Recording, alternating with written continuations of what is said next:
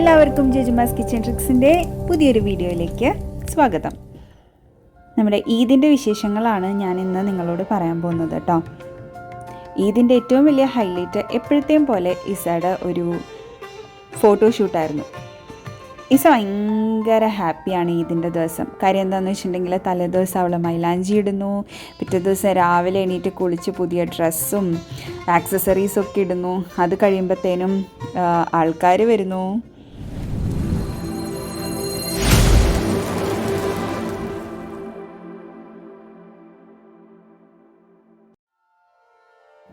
ഇസക്കുട്ടിയുടെ ഏറ്റവും ഇഷ്ടപ്പെട്ട ഈദിൻ്റെ ഒരു ഭാഗം എന്ന് പറയുന്നത് കസിൻസും റിലേറ്റീവ്സും ഒക്കെ വീട്ടിൽ വരുന്നതാണ്. പള്ളി കഴിഞ്ഞിട്ട് റിലേറ്റീവ്സൊക്കെ വരുമ്പോഴത്തേനും അവൾ റെഡി ആയിട്ട് കാത്തു നിൽക്കുന്നുണ്ടാവും. എന്തിനാന്ന് വെച്ചിട്ടുണ്ടെങ്കിൽ അവർക്ക് ഇങ്ങനെ ചോക്ലേറ്റ്സും തലേദിവസം അവൾക്ക് ചോക്ലേറ്റ്സൊക്കെ വാങ്ങിക്കൊടുത്തിട്ടുണ്ടാവും. അപ്പോൾ ആ ചോക്ലേറ്റ്സൊക്കെ കൊടുക്കാനും, പിന്നെ അവൾക്ക് ഇഷ്ടപ്പെട്ട ഒരു ഐറ്റമാണ് ലിച്ചി ജ്യൂസ്. ഈ ലിച്ചി ജ്യൂസും എല്ലാവർക്കും കൊടുക്കുക, ഇതൊക്കെ അവൾക്ക് ഭയങ്കര എക്സൈറ്റിംഗ് ആയിട്ടുള്ള കാര്യങ്ങളാണ്. പിന്നെ കസിൻസായിട്ടുള്ള കുട്ടികളൊക്കെ വരും, അപ്പോൾ അവരുടെ കൂടെ കളിക്കുക, ഇതൊക്കെയാണ് ഇസക്കുട്ടിക്ക് ഈദെന്ന് പറഞ്ഞാൽ എക്സൈറ്റ്മെൻറ്റ്. അങ്ങനെ നമ്മുടെ ഈദിൻ്റെ ദിവസം നമ്മൾ പള്ളി കഴിഞ്ഞ് വരുന്ന നമ്മളുടെ കസിൻസിനൊക്കെ വേണ്ടിയിട്ട് ജുജുമ പ്രിപ്പയർ ചെയ്തിട്ടുണ്ടായിരുന്നത് നമ്മളൊരിക്കൽ വീഡിയോ ഇട്ടിട്ടുണ്ടായിരുന്ന ചിക്കൻ ഉണ്ണിയപ്പമാണ്. അപ്പോൾ ചിക്കൻ ഉണ്ണിയപ്പത്തിൻ്റെ റെസിപ്പിയുടെ ലിങ്ക് ഞാൻ ഇവിടെ ഷെയർ ചെയ്തേക്കാം. അപ്പോൾ അതായിരുന്നു നമ്മൾ കൊടുത്തിട്ടുണ്ടായിരുന്നത്. ജുജുമ എപ്പോഴും ഈദിന് ഇങ്ങനെ പള്ളിയിൽ നിന്ന് ഇറങ്ങി വരുന്ന ആൾക്കാർക്ക് വേണ്ടിയിട്ട്, നമ്മുടെ റിലേറ്റീവ്സ് എല്ലാവരും ഇതുപോലെ വരും, അപ്പോൾ അവർക്കൊക്കെ വേണ്ടിയിട്ട് ഇതുപോലെ എന്തെങ്കിലും സ്പെഷ്യലായിട്ടുള്ള ഒരു സ്നാക്ക് എപ്പോഴും ഉണ്ടാക്കുന്നത് ഒരു പതിവാണ്. അങ്ങനെ ഇത്തവണ ഉണ്ടാക്കിയതാണ് ഈ ഒരു ചിക്കൻ ഉണ്ണിയപ്പം. പിന്നെ ഈ ഒരു ഈദിന് എനിക്ക് വിഷമമായിട്ടുണ്ടായിരുന്നൊരു കാര്യം എന്ന് പറഞ്ഞു കഴിഞ്ഞാൽ, എനിക്ക് ഈദിന് ആക്ച്വലി നാട്ടിൽ പോകാൻ പറ്റിയില്ല. കാര്യം വർക്ക് റിലേറ്റഡ് ആയിട്ടുള്ള കുറച്ച് കാര്യങ്ങൾ കൊണ്ട് ഇവിടെ കൊച്ചിയിൽ തന്നെ സ്റ്റേ ചെയ്യേണ്ടി വന്നു. അതുകൊണ്ട് എൻ്റെ ഈദെന്ന് പറഞ്ഞു കഴിഞ്ഞാൽ ഇത്തവണ കൊച്ചിയിൽ തന്നെയായിരുന്നു. പ്രത്യേകിച്ചൊന്നുമില്ലാതെ വീട്ടിൽ പോകാൻ പറ്റാതെ, ഈസക്കുട്ടീനെ കാണാൻ പറ്റാതെ ആകെ ഒരു സങ്കടമുള്ളൊരു ഈദായിരുന്നു. എന്നാലും കുഴപ്പമില്ല, അവർ വീട്ടിൽ എല്ലാവരും ഉണ്ടായിരുന്നു. അവരൊരുമിച്ച്, ഞങ്ങളില്ലാത്തതിൻ്റെ ഒരു സങ്കടം എന്തായാലും കാണും. എന്നിരുന്നാലും എല്ലാവരും കസിൻസൊക്കെ വന്നിരുന്നു. പിന്നെ ഇതുപോലെ ഉമ്മ ഇതുപോലെ സ്നാക്സും അതുപോലെ ബിരിയാണിയൊക്കെ ഉണ്ടാക്കിയിട്ടുണ്ടായിരുന്നു. എനിക്ക് ബിരിയാണി ഇങ്ങോട്ട് കൊടുത്തു വിട്ടിട്ടുണ്ടായിരുന്നു. എന്നത്തെയും പോലെ ഉമ്മയുടെ ബിരിയാണി അടിപൊളിയായിരുന്നു. അപ്പോൾ എന്തായിരുന്നു ഈ ഒരു പെരുന്നാളിനുള്ള ബിരിയാണിയുടെ പ്രത്യേകത എന്ന് ചോദിച്ചു കഴിഞ്ഞാൽ, സാധാരണത്തെ പോലെ ഉമ്മ ഉണ്ടാക്കിയത് ദം ബിരിയാണി ആയിരുന്നില്ല, ഷവായി ബിരിയാണി ആയിരുന്നു. ചിക്കൻ ഷവായി വെച്ചിട്ട് ബിരിയാണി റൈസ് വേറെ, അങ്ങനെയായിരുന്നു ഉണ്ടാക്കിയിട്ടുണ്ടായിരുന്നത്. അപ്പോൾ നമുക്ക് ഷവായ ജുജുമ ഉണ്ടാക്കിയ റെസിപ്പി ഞാൻ നിങ്ങളെ കാണിക്കാം. അതിന് വേണ്ടിയിട്ട് കുറച്ച് വറ്റൽമുളക് എടുത്തിട്ടുണ്ട്. എരിവില്ലാത്ത വറ്റൽമുളകാണ് എടുക്കുന്നത്. നമ്മൾ കാശ്മീരി ചില്ലിക്ക് വേണ്ടിയിട്ട് എടുക്കുന്ന വറ്റൽമുളകില്ലേ, ആ വറ്റൽമുളകാണിത്. പിരിയൻ മുളകെന്ന് പറയും. അങ്ങനെ ആ മുളക് എടുത്തിട്ടുണ്ട്. ആ മുളക് ഇങ്ങനെ സോക്ക് ചെയ്ത് വെക്കുക. അത് കുറച്ച് സമയം സോക്ക് ചെയ്ത് അങ്ങനെ വെക്കുക. എന്നിട്ട് അതൊന്ന് അടച്ച് വയ്ക്കുക.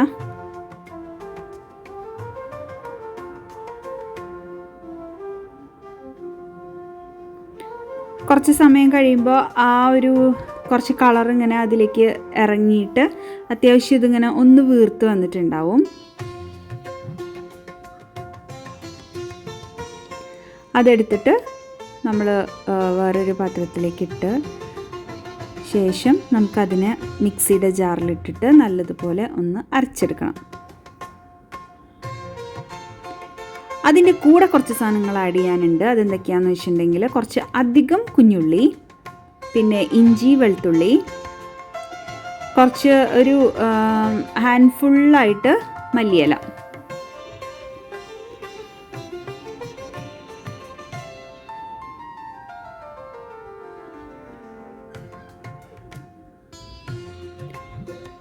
അപ്പോൾ ഈ ഒരു ഏകദേശം ഇങ്ങനെ ഒരു അളവിലാണ് കേട്ടോ നമ്മൾ എടുക്കുന്നത്.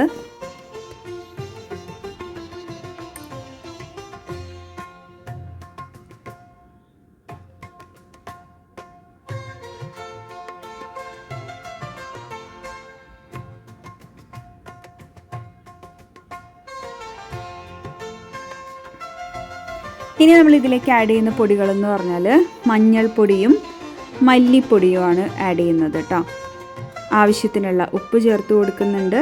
പിന്നെ അതിലേക്ക് കുറച്ച് ലെമൺ ജ്യൂസ് ആഡ് ചെയ്യുന്നുണ്ട്. ലെമൺ ജ്യൂസ് ആഡ് ചെയ്ത് കഴിഞ്ഞാൽ പിന്നെ വേറെ ഒന്നുമില്ല, നമ്മളതിലേക്ക് ഇപ്പോൾ ചുമ്മാ കുറച്ച് ആ സോക്ക് ചെയ്ത വെള്ളം ഒഴിച്ചിട്ടുണ്ടായിരുന്നു, പക്ഷെ അതിൻ്റെ ആവശ്യം വരുന്നില്ല എന്നാണ് എനിക്ക് തോന്നുന്നത്. ഉള്ളിയുടെ ആ വെള്ളം തന്നെ മതിയാവും. പിന്നെ കുറച്ച് മാത്രം തക്കാളി ചെറിയ പീസസ് ആയിട്ട് അതും കൂടെ ആഡ് ചെയ്യുന്നുണ്ട്. അതെല്ലാം തന്നെ നല്ല പേസ്റ്റ് ആക്കിയിട്ട് അരച്ചെടുക്കുന്നുണ്ട്. നമ്മളിത് എടുക്കുന്നത് ഈ ഒരു തൈ പീസസ് ആണ് എടുക്കുന്നത്. ഈ ലെഗിനോട് കൂടിയിട്ടുള്ള തൈ പീസസ് അതാണ് എടുക്കുന്നത്.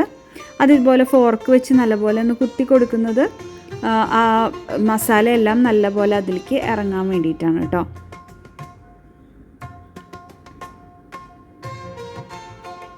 ഒട്ടും തന്നെ വെള്ളം ഇല്ലാതെ നല്ല ഡ്രെയിൻ ചെയ്തെടുത്തിട്ട് വേണം ഈ മസാല ഇതിലേക്ക് ആഡ് ചെയ്ത് കൊടുക്കാൻ വേണ്ടിയിട്ട്.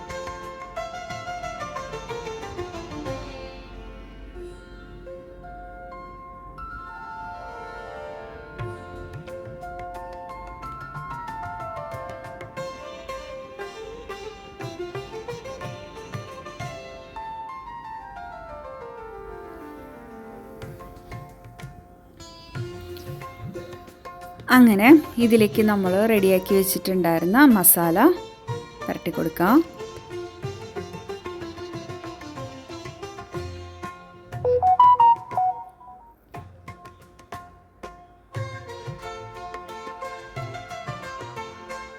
ഈ മസാലയാണ് ഇതിൻ്റെ ഒരു ഹൈലൈറ്റ്.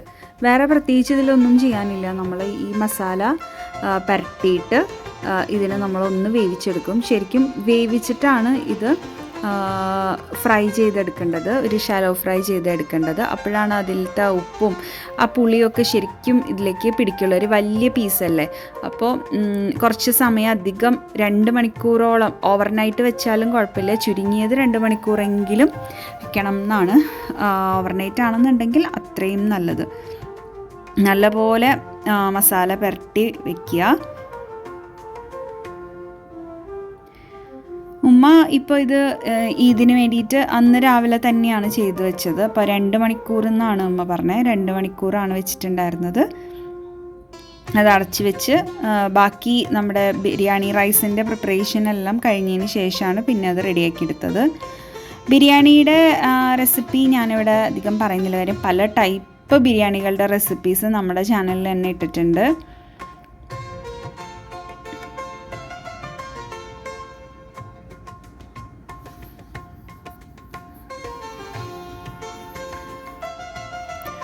നമ്മൾ ദം ബിരിയാണി തന്നെ പല വെറൈറ്റി ദം ബിരിയാണികൾ തന്നെ നമ്മൾ പലതും ചാനലിൽ അപ്ലോഡ് ചെയ്തിട്ടുണ്ട്.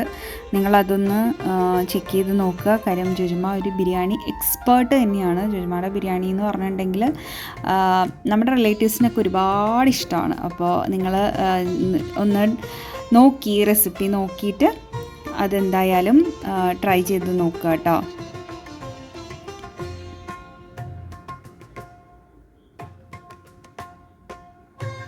ഇത്തവണ ജുജുമ ചെയ്തതെന്ന് വെച്ചിട്ടുണ്ടെങ്കിൽ റൈസ്, നമുക്ക് ബിരിയാണി റൈസ് മാത്രമാണല്ലോ നമ്മൾ എടുത്തിട്ടുണ്ടായിരുന്നത്. അപ്പോൾ റൈസ് നല്ലപോലെ റെഡിയാക്കി എടുത്തിട്ട് അതിലേക്കാണ് ഈ ഷവായ വെച്ച് റെഡിയാക്കി എടുത്തത്. ഉമ്മയുടെ ദമ്മിങ് ഭയങ്കര പ്രത്യേകതയാണ്. ദമ്മിങ്ങിലാണ് കാര്യം ഇരിക്കുന്നത്. ആക്ച്വലി കുറേ ടിപ്സ് ഉണ്ട്. ഞാൻ ആ ടിപ്സ് എല്ലാം നേരത്തെ വീഡിയോസിൽ പറഞ്ഞിട്ടുണ്ട്. അപ്പോൾ അത് നിങ്ങൾ എന്തായാലും ഒന്ന് ചെക്ക് ചെയ്ത് നോക്കുക കേട്ടോ. അതിന് ശേഷം അത് ദമ്മിൽ വെച്ചതിന് ശേഷം നമ്മുടെ റൈസ് മാത്രം നമ്മുടെ മേളിലൊരു ദമ്മിങ് പ്രോസസ്സ് ഉണ്ട്, അതിൽ സെറ്റാക്കി വെച്ചതിന് ശേഷം ഷവായി ചിക്കൻ ഇതുപോലെ കുക്കറിൽ വെച്ചിട്ട് ബാക്കി ആ വരുന്ന മസാല, അത്യാവശ്യം മസാല ഉണ്ടായിരുന്നു, ആ മസാല എല്ലാം തന്നെ കുക്കറിലേക്ക് ഇട്ട് കൊടുത്തിട്ട് അതിനെ ഒന്ന് റെഡിയാക്കി എടുക്കാം.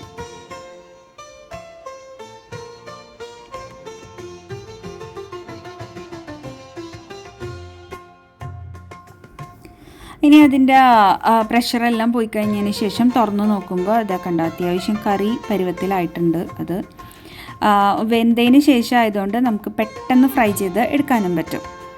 വെളിച്ചെണ്ണ ഒഴിക്കുക, അതിലേക്ക് വെച്ചിട്ട് റെഡിയാക്കി എടുക്കാം.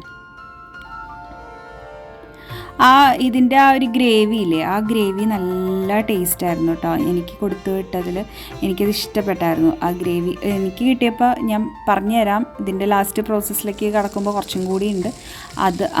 അതിലത്തെ ആ ഗ്രേവി എനിക്ക് നല്ല ഇഷ്ടപ്പെട്ടായിരുന്നു. എനിക്കപ്പോൾ കൂട്ടിയപ്പോൾ എന്താ തോന്നിയെന്ന് വെച്ചിട്ടുണ്ടെങ്കിൽ, ആ ഒരു ഗ്രേവി നമുക്ക് വേറെ എന്തിൻ്റെങ്കിലുമൊക്കെ കൂടെ, ഇപ്പോൾ ഗീ റൈസിൻ്റെ കൂടെ, അല്ലെങ്കിൽ പത്തിരീൻ്റെ കൂടെ, ഇടിയപ്പത്തിൻ്റെ കൂടെ, ഈവൻ പുട്ടിൻ്റെ കൂടെ ഒക്കെ നല്ല ടേസ്റ്റായിരിക്കും എന്ന് തോന്നിയായിരുന്നു. ഞാനതല്ല ആലോചിക്കണേ, ഉമ്മാക്ക് എന്താ ഇപ്പോൾ ഷവായ ബിരിയാണി ഉണ്ടാക്കാൻ തോന്നിയെന്നുള്ളതാണ്. ഞാൻ അറിഞ്ഞിട്ടുണ്ടായിരുന്നില്ല ഷവായ ബിരിയാണിയാണ് ഉമ്മ കൊടുത്തു വിടുന്നത് എന്നുള്ളത്.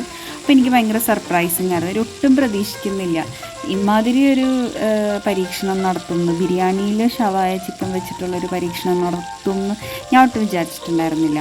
ഉമ്മ എനിക്ക് കൊടുത്തു വിട്ട സാധനങ്ങൾ ഈ ചിക്കൻ ഉണ്ണിയപ്പം, ഈ ഷവായ ചിക്കൻ ബിരിയാണി, പിന്നെ നമ്മുടെ കപ്പലണ്ടിയുടെ അരിയുണ്ടയില്ലേ, കപ്പലണ്ടി അരിയുണ്ടയില്ലേ, അതെനിക്ക് ഭയങ്കര ഇഷ്ടമാണ് ഉമ്മ ഉണ്ടാക്കണ കപ്പലണ്ടി അരിയുണ്ട. അതിൻ്റെ റെസിപ്പിയും നമ്മൾ അപ്ലോഡ് ചെയ്തിട്ടുണ്ടായിരുന്നു നേരത്തെ. അതും നിങ്ങൾ ട്രൈ ചെയ്ത് നോക്കണം കേട്ടോ. എന്നിട്ട് അതുപോലെ ഉണ്ടാക്കണം. എന്താ പറയുക, സോഫ്റ്റാണ്, അത് ഭയങ്കര സോഫ്റ്റാണ്.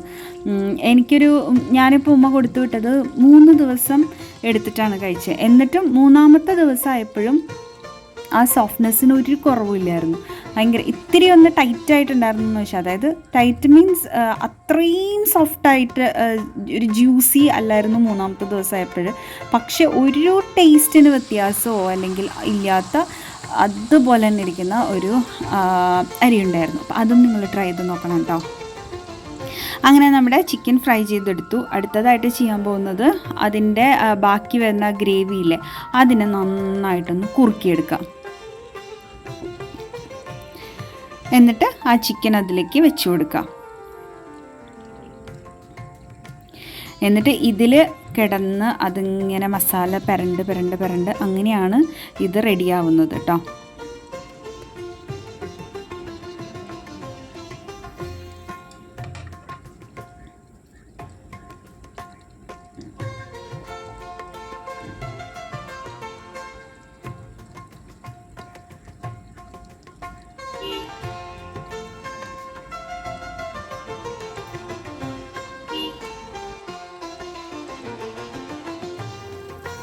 അതിങ്ങനെ മുകളിലേക്ക് ആ ഗ്രേവി ഇതുപോലെ കോരി ഒഴിച്ച് ആ മസാല മൊത്തവും ഇതിൽ പെരണ്ട് വേറൊരു ടെക്സ്ചറിലേക്കായി മാറും ലാസ്റ്റ് ഈ ചിക്കൻ.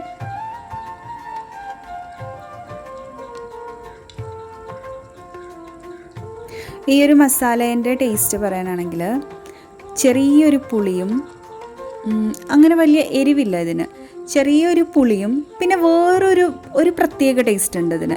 അതെനിക്ക് തോന്നിയ വറ്റൽ മുളകിൻ്റെ ടേസ്റ്റ് ആണോ എന്നറിയില്ല, ഒരു പ്രത്യേക ഫ്ലേവർ ഉണ്ട് അതിന്. എനിക്ക് പുളി ഉള്ള ഐറ്റംസ് ഒന്നാമതേ ഇഷ്ടമാണ്.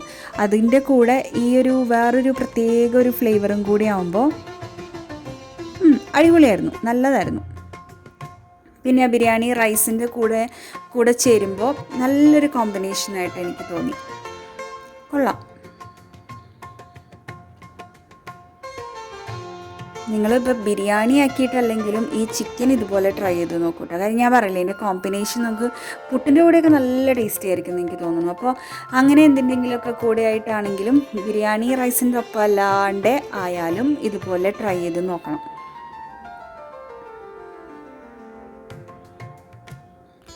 ഇതാണ് അതിൻ്റെ ഒരു ഫൈനൽ ലുക്ക് വരുന്നത്.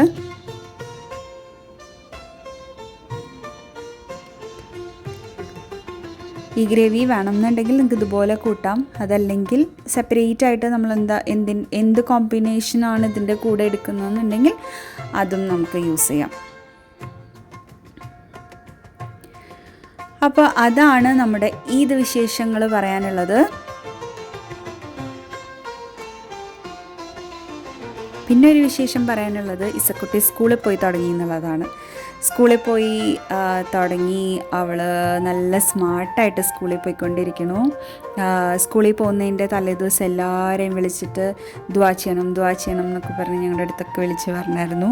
അപ്പം നിങ്ങളും ഇസക്കുട്ടിക്ക് വേണ്ടി ദുആ ചെയ്യണം. അവൾ സ്കൂളിൽ പോയി തുടങ്ങി. നല്ല സ്മാർട്ടായിട്ട് നല്ല കുട്ടിയായിട്ട് ഉഷാറായിട്ട് അവൾ പഠിക്കാനും എല്ലാത്തിനും വേണ്ടിയിട്ട് എല്ലാവരും ദുആ ചെയ്യണം എന്തായാലും. അപ്പോൾ അത്രയേ ഉള്ളൂ നമ്മുടെ വീഡിയോ. എല്ലാവർക്കും ഇഷ്ടപ്പെട്ടിട്ടുണ്ടാകുമെന്ന് വിചാരിക്കണു. സബ്സ്ക്രൈബ് ചെയ്യാതെ ആരെങ്കിലും കാണുന്നുണ്ടെങ്കിൽ ഒന്ന് സബ്സ്ക്രൈബ് ചെയ്ത് സപ്പോർട്ട് ചെയ്തേക്കണേ.